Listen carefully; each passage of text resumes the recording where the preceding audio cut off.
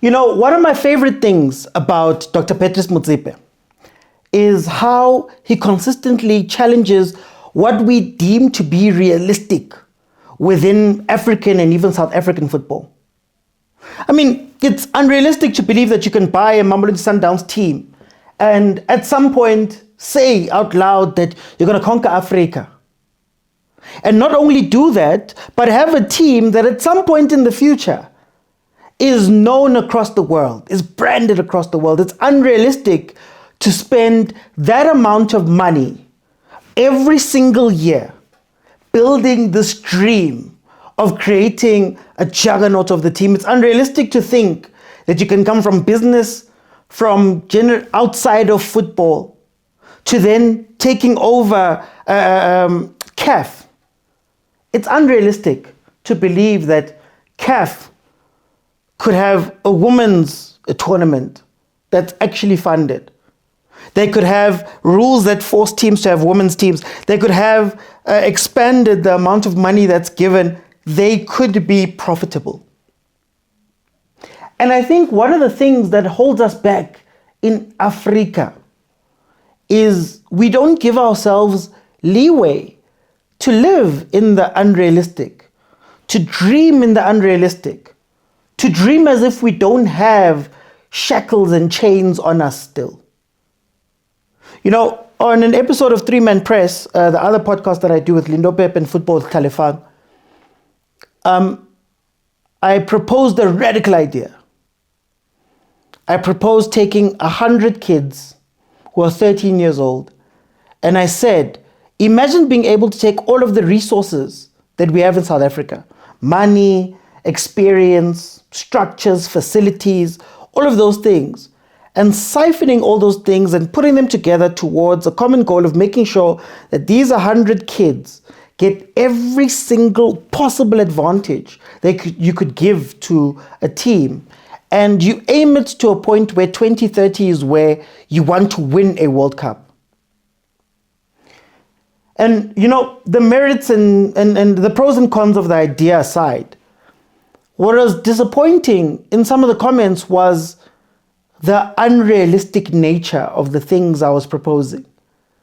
The way that I was stupid for thinking that way, stupid for dreaming that way, stupid for entertaining the idea for even more than 2 minutes. And I feel as though that is what holds us back as African football for the world. It's the reason why our players are stars across the world in leagues where they become incredible players. But we can never give ourselves the latitude to build our own things, to make our own things better, to go past our comfort zones. Everything has first, you have to look at it negatively. You have to look at it to try break it down. Instead of us thinking forward, and instead of complaining, maybe coming up with some solutions. You know, I look at the small and the big things. Like a small thing is showboating. The idea that umfundo or whoever or tito ukiveli pola is inherently negative. That something that the rest of the world cannot do at the level that we do, that we can look at it and say, nah, scratch that thing. I was saying in one of my previous podcasts and some of my short clips that what's the difference between showboating and press resistance? If not to teach Abomfundo the small little things that they need to add on to their game. Already they don't lose the ball. I don't remember Tito losing a ball from showboating. I don't remember Mfundo losing a ball from showboating. But we come into this conversation as if we're watching Phillies games wire. And it's influenced by what happens overseas. I've said before that if we loved our football deeply enough, we would try and grow it instead of consistently comparing, contrasting, and then throwing it away when we look at it in comparison to what's happening in other continents, other leagues, other countries. I've often said that us as technocrats, or people who are technocrats, or people who are forward-thinking tactically, your ideas come from outside. Your ideas, they all come from outside. Ideas that the outside people looked at themselves, looked at their football and worked on. I look at some of the demands we have. I mean, why don't we have players anymore in the Champions League, in the top leagues? Why don't we have more representation across the world? Why aren't we doing the best, if not for the fact that we do not want to ask ourselves those questions? We don't want to put ourselves under that pressure. We want to do what seems comfortable.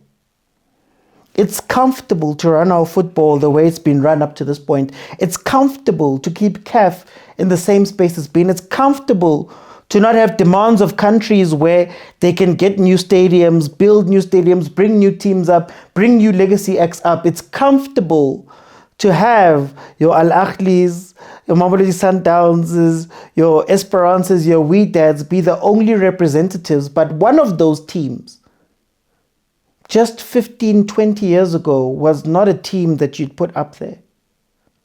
It's comfortable to stay in the country, and not expect our players to go overseas.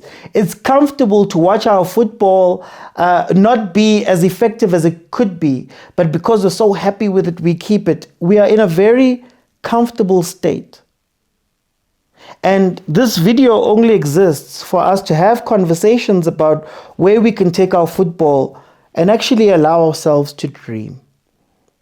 Allow ourselves to be in a place where, no idea is crazy, no idea is stupid. Because that was the energy that we had coming out of apartheid when everything was new.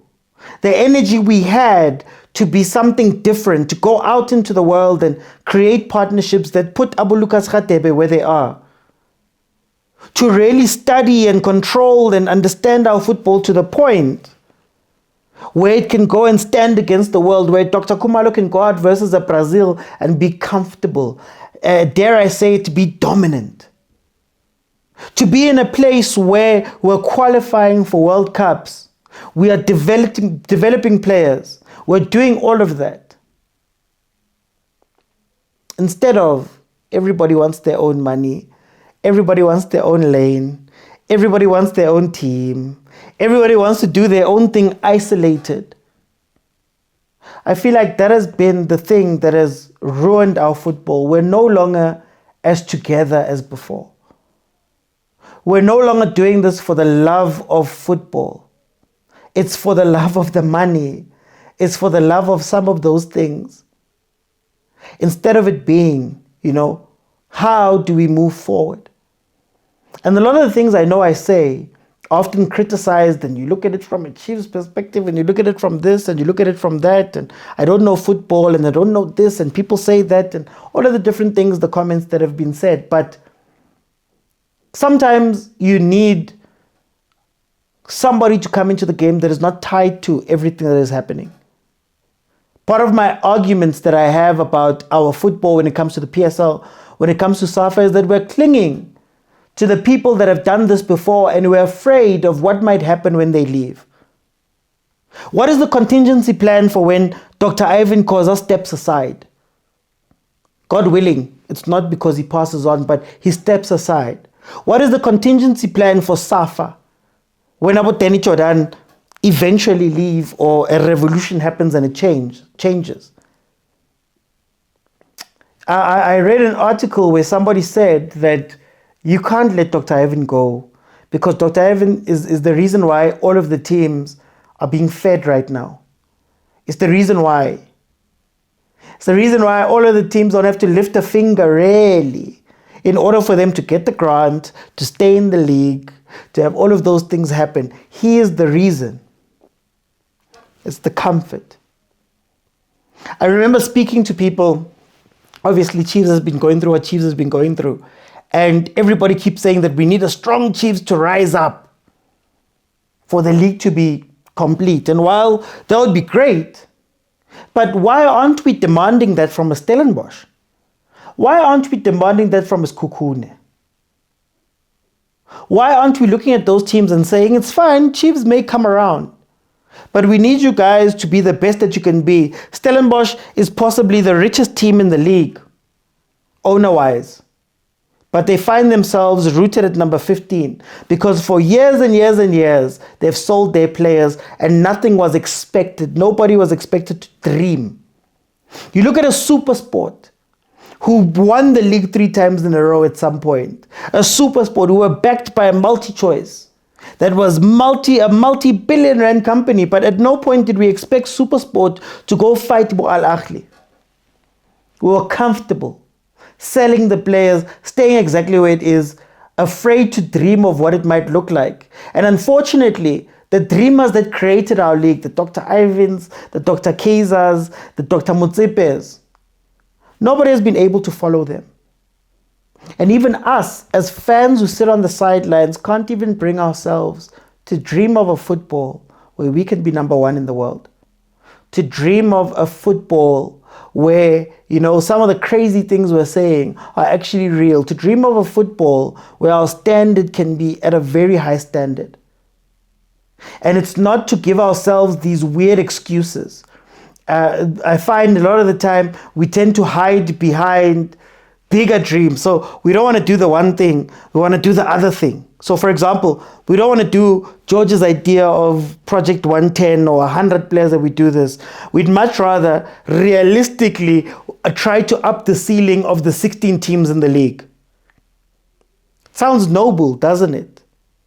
But it sounds like a cop-out because it's far harder to try and make 16 teams all be at the level of a Sundowns.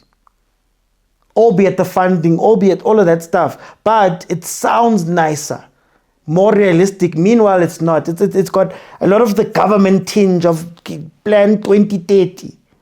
We need hundreds of billions of dollars in order for us to do 1, 2, and 3 instead of starting and just going.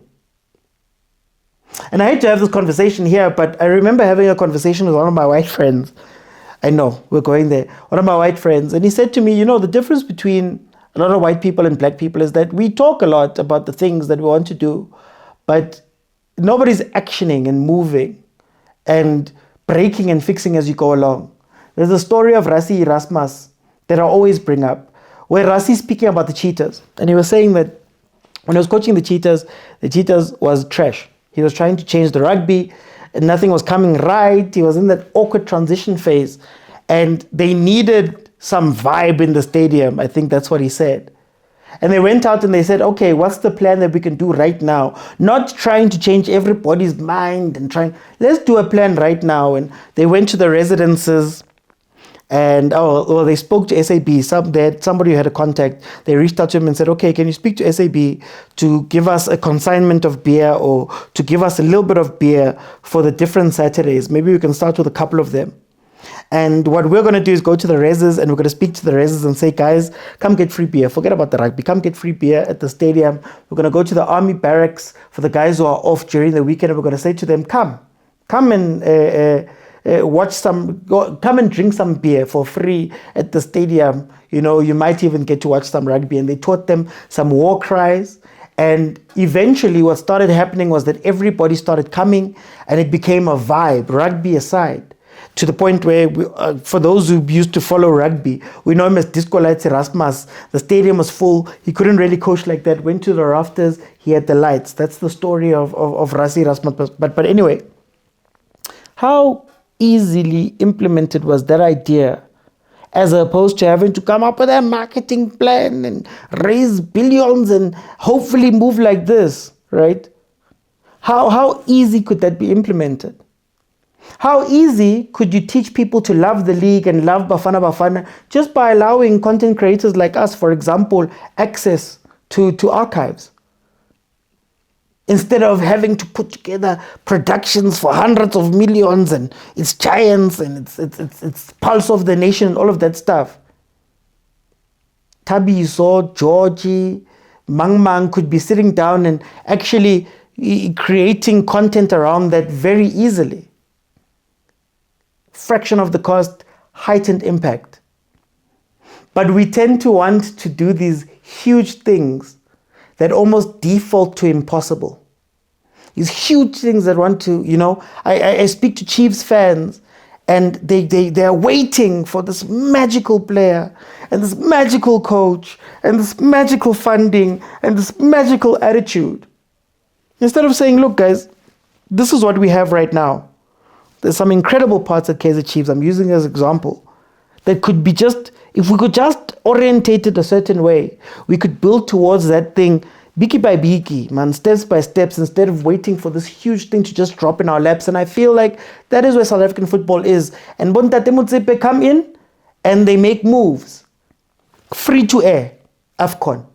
Oh wow, after a year or two, it's the most watched. Now it's the most profitable. We're gonna come in and change the contracts. Oh, that's impossible. Here he comes, changes contracts, renegotiates different contracts. Be-in went out, then Canal Plus came in, even though Be-in, Canal Plus, they rejigged that contract. It's profitable. Oh, women's football doesn't do this. Okay, we're starting this thing. You'll see in the next 2, 3, 4, 5 years, right, what those little losses give you in the long run. So I just want to end this off by saying we need to dream big, we need to think bigger, we need to change how we view football and what's possible and what's not. And the quote, I believe, goes, if you shoot for the stars, even if you miss, you will land on the moon. Rather than sitting on earth and looking up and trying to plot how to get there. Just shoot. We'll fix some of the things later on, but we need to dream. We need to allow ourselves to dream, allow ourselves to start doing things, allow ourselves to start moving, for us to take this football to the next level. We're comfortable and it shouldn't be like that. I'll see you guys on the next one.